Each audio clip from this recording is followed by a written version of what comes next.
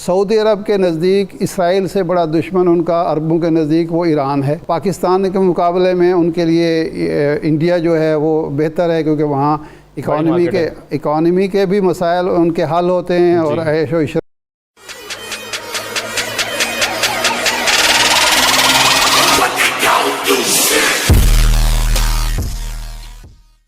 As a امہ exist نہیں کرتی. ہم سب لوگ حج کے وقت تو اکٹھے ہو جاتے ہیں، اس کے علاوہ تمام تر حکومتوں کے اپنے پولیٹیکل عزائم، اپنے جغرافیائی عزائم، اپنے جیو اسٹریٹجک عزائم اور جیو پولیٹیکل عزائم، اپنے ٹریڈ کے جو مقاصد ہیں وہ سب تقسیم ہیں. سب اپنے اپنے فیفڈمز کے اندر رہتے ہوئے اپنے اسٹیٹ کا دفاع تو کر رہے ہیں، لیکن بحیثیت امہ ہم لوگ کبھی نہ اکٹھے ہوئے ہیں اور نہ مجھے اس کے کوئی امکانات نظر آتے ہیں. یہ بڑی ایک انفارچونیٹ ریئلٹی ہے، ورنہ ایک چھوٹا سا ملک 70 برس سے 1948 سے آج تک کس طرح ایک بربریت کا نشانہ انہوں نے پیلسٹینینز کو بنایا ہوا ہے. جو کچھ ہو رہا ہے یہ پوری دنیا دیکھ رہی ہے. یہ اسرائیل نہیں کر رہا، یہ امریکہ کر رہا ہے، اسرائیل کر رہا ہے اور پورا ویسٹ ان کے ساتھ کھڑا ہے، جبکہ مسلم امہ آپس میں ڈیوائیڈڈ ہے.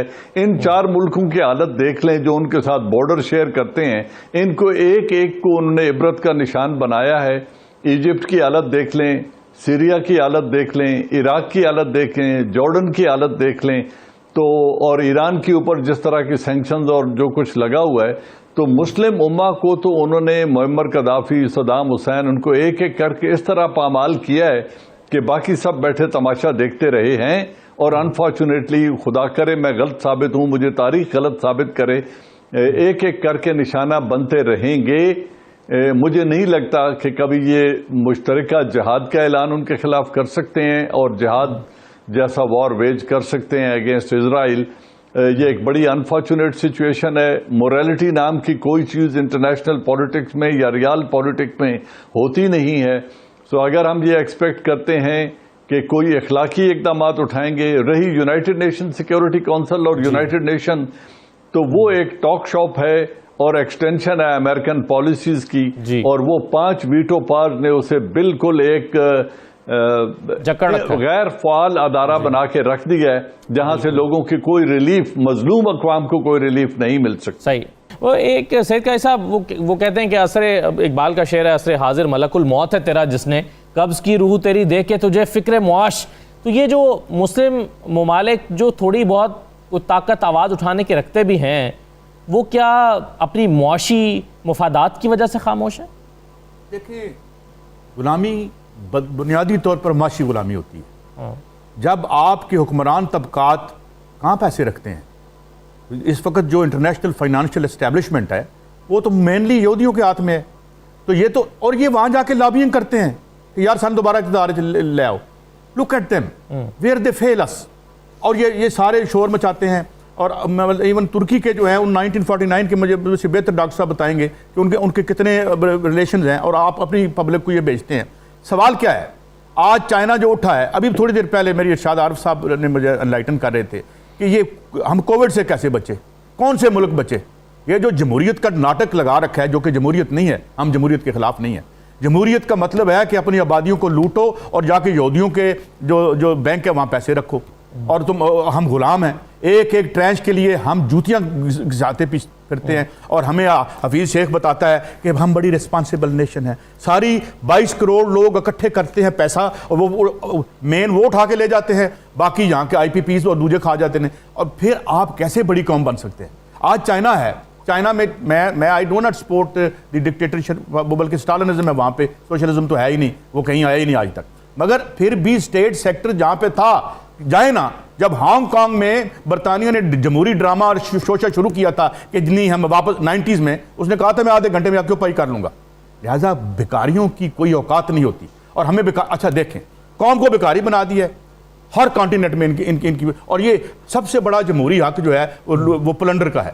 تو جب آپ کی ریاستیں کھوکھری ہوں گی تو ہم بے آسرا ہمیں لوگ ماریں گے. ہم کیا کر سکتے ہیں؟ روئیں گے یہاں بیٹھ کے، پیٹیں گے یہاں بیٹھ کے. تو جب تک آپ یہ یوک جو ہے، یہ جو آپ نے غلامی کا توق ہے IMF اور ورلڈ بینک کا، یہاں 60s میں یہ ڈھونڈتے پھرتے تھے کہ یار قرضہ لاؤ ساڑھے کو. تو یہ کون ہے؟ یہ سارے عوام کے پاس آتا ہے کوئی؟ اسحاق ڈار وہاں پہ لابینگ کر رہا ہے. ہمیں ڈر ہوتا ہے یار کوئی فلاں ملک کا بادشاہ یہ نہ کہہ دے کہ ان کو حکومت دے دو، یہ تو اوقات ہے ہماری.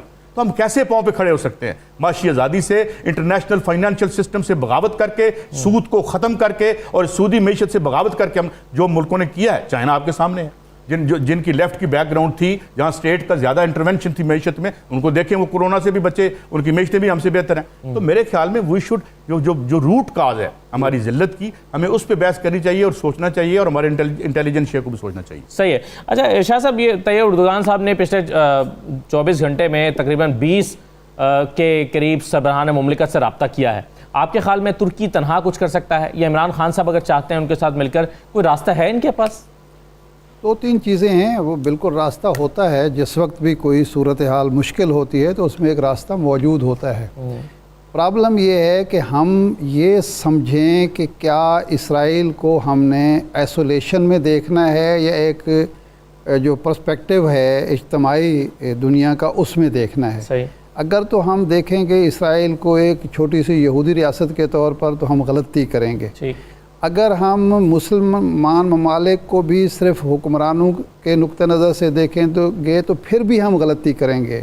مسلم امت جب تھی تو 65 کی جنگ میں آپ چھوٹا ملک ہونے کے باوجود، یعنی دفاعی طور پر اپنے دفاعی صلاحیت کے اعتبار سے آپ کے پاس نہ تو کوئی اسلحہ تھا جدید قسم کا، اور نہ آپ کے پاس وسائل تھے. بچ اس لیے گئے تھے کہ انڈونیشیا آپ کے پیچھے کھڑا ہوا تھا، مصر آپ کے پیچھے کھڑا ہوا تھا، ترکی آپ کے پیچھے کھڑا ہوا تھا، سعودی عرب کہیں سے آپ کو اسلحہ مل رہا تھا، کہیں سے آپ کو پیسہ مل رہا تھا، کہیں سے آپ کو ڈاکٹر آ رہے تھے، کہیں سے آپ کو ادویات مل رہی تھیں. اور آپ نے ایک بڑی قوت کا، 5 گنا بڑی قوت کا اس وقت مقابلہ کیا ہے. اس وقت بھی ہم کوئی ایٹمی طاقت نہیں تھے کہ انڈیا کا ہم نے مقابلہ کر لیا ہم نے، صرف اس لیے کہ مسلمان اکٹھے ہو گئے تھے. لیکن اس کے نتیجے میں ہوا کیا کہ ہمارے جو دشمن ہیں، ہم پہلے تو یہ سمجھیں کہ ہمارا کوئی یہودی اور کوئی عیسائی ہمارا دوست نہیں ہو سکتا. مسلمانوں کو یہ جب تک آپ مسلمان ہیں آپ کو مسلمان ہونے کی سزا دی جائے گی، اور پاکستان کو نیوکلیر ہونے کی سزا بھی دی جائے گی کسی نہ کسی صورت میں. اس 65 کے بعد آپ دیکھیں کیا ہوا ہے. آپ الجزائر سے شروع ہو جائیں، احمد بن بیلا کے ساتھ کیا ہوا، انڈونیشیا میں احمد سکارنو کے ساتھ کیا ہوا، گنتے جائیں. اس کے بعد سعودی عرب کے جن ملکوں نے آپ کا ساتھ دیا تھا، جن ملکوں نے یہ ثابت کیا تھا کہ مسلمان ایک دوسرے کے بھائی ہیں، ایک دوسرے کا دکھ درد بانٹ سکتے ہیں، ایک ملک میں بغاوت ہوئی، ایک ملک میں وہ لیڈرشپ جو سمجھتی تھی اس چیز کو، جو ہم اکٹھے ہو کے کچھ کر سکتے ہیں. معمر قذافی ہیں، یہ تو بعد کی بات ہے. میں تو 65 کی جنگ کی بات کروں. 65 میں جن لوگوں نے پاکستان، یہ ایک تاریخ ہے. رسول بھائی صاحب چونکہ ان کی فیلڈ ہے، وہ بتا سکتے ہیں کہ ایک شخص کو نشانہ، عبرتناک نشانہ بنایا گیا ایوب خان سمیت، کہ یہ دوبارہ سر نہ اٹھا سکے. پھر دوستو، یہ تھی پاکستان میڈیا کی ایک اور مزیدار ویڈیو. اگر آپ کو ویڈیو اچھی لگی ہو تو لائک کریں، شیئر کریں اور کمنٹ کریں، اور ایسی ویڈیو آگے دیکھنے کے لیے ہمارے چینل کو سبسکرائب ضرور کریں. Thank you.